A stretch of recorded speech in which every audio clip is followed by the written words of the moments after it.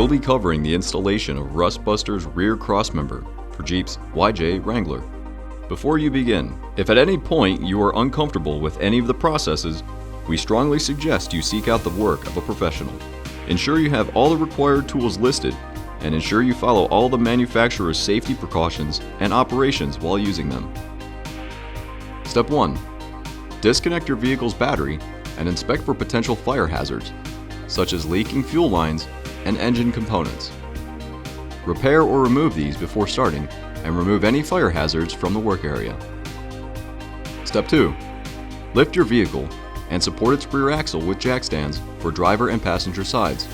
Remove your gas tank and its components and plug all remaining tubes to reduce fume leakage. Place the tank safely outside your work area. Step 3. Using a 16mm socket, remove the two body mount bolts and bushings just above the part. Step 4. Cut and remove the rear crossmember as close to the frame rails as possible. You may want to cut outside the rails to prevent cutting the frame.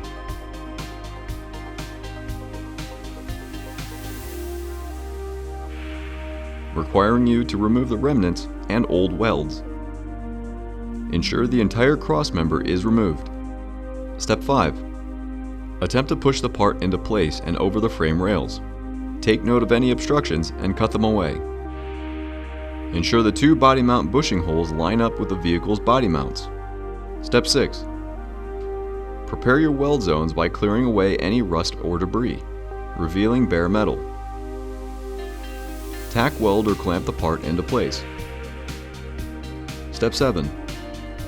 Remove any potential fire hazards. 100% weld around all edges. Step 8. Coat the work area and part with a primer or other rust inhibitor to help prevent or reduce the risk of rust formation. Step 9.